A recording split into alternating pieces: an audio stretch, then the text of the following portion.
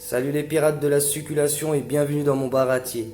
Aujourd'hui, je vais vous montrer comment faire les pains pita, appelés aussi grec ou kebab.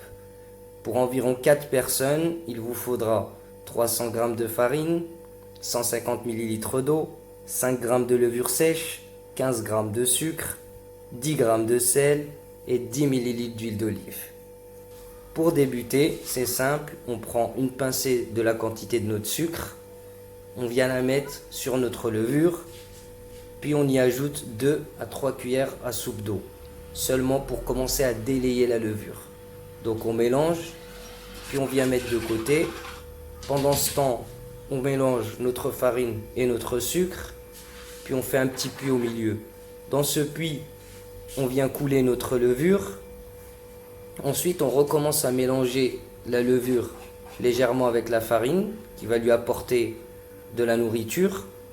On couvre de cette farine et on laisse agir 5 minutes. Au bout des 5 minutes, quand on revient, on voit que la levure veut s'échapper, la farine a craqué. C'est que la levure fait son effet, on ajoute le sel et l'eau, ainsi que l'huile d'olive. Et moi je sors toujours ma petite baguette magique pour commencer à touiller. Vous pouvez plonger la main directement, de toute façon je la plonge après. C'est juste que pour moi c'est moins collant après. Et là, on amalgame la farine et l'eau. Vous allez voir, pas besoin d'avoir fait du sport ou avoir poussé de la fonte, ça va s'amalgamer assez rapidement. Et ça va nous donner une pâte homogène et lisse comme ceci. Là, je farine mon plan de travail. Donc on le farine légèrement, pas beaucoup. On ne veut pas réincorporer de la farine à la pâte. Et on vient pétrir notre pâte 5 minutes. 5 minutes, c'est vraiment un temps suffisant. Vous allez voir vous-même si vous essayez. C'est pas long. Après les 5 minutes, on fait une boule, on prend notre bol qu'on vient graisser avec de l'huile d'olive, d'accord? On graisse bien le fond avec de l'huile d'olive ou avec de l'huile classique, vous faites comme bon vous semble. Là, on pose notre pâte, je remets une couche d'huile d'olive sur le dessus, j'étale, je couvre et je laisse reposer une bonne heure. Pendant cette heure, la levure va agir et ça va donner du goût à la pâte et le pain va bien gonfler. Donc après une heure, on voit que notre pâte a bien gonflé. On vient la dégazer, on met un petit coup de poing au milieu, ça la dégaze. D'accord ? Une fois c'est dégazé, on la sort pour la travailler. Moi ici, j'ajoute un peu de cumin et d'origan. Si vous voulez, vous faites la même, vous mettez d'autres épices, ou bien vous mettez rien, vous laissez tout simple, d'accord ? Nature. Donc là, moi je la sors, je la retravaille 1 à 2 minutes. Vous faites de même si vous mettez des épices. Vraiment 1 à 2 minutes, c'est juste pour que les épices s'incorporent dans la pâte. Et on vient couper en 4 pâtons de part égale. Ça me fait 4 pitas moyennes. Si vous avez des enfants, vous pouvez les doubler encore. Donc couper en 8 pour pas faire des grosses parts. Donc après ça, on boule et on recouvre. Et on laisse reposer 10 minutes. C'est juste pour détendre la pâte. Comme ça, elle sera plus facile à travailler.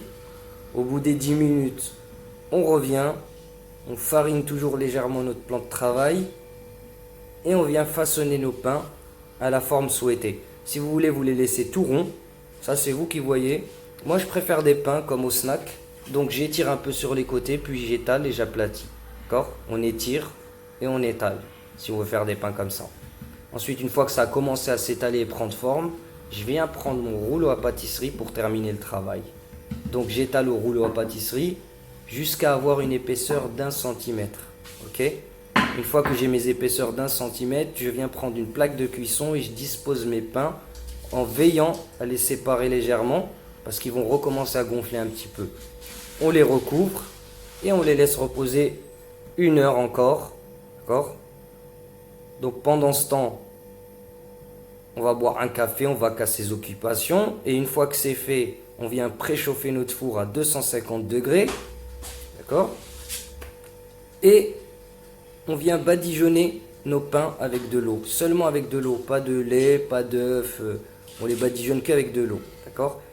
On les enfourne et on les laisse 10 minutes grand max. Si votre four chauffe trop, vous allez voir vos pains vont commencer à dorer sur le dessus, il faudra les sortir. Ensuite, on les dispose sur une grille pour qu'ils refroidissent. Comme on voit ici, ils sont légèrement dorés, donc c'est qu'ils sont prêts. D'accord ? Et après, on les remplit. Ici, moi, je suis à table, mais j'ai filmé quand même pour vous montrer ces cadeaux. Donc, je les ouvre.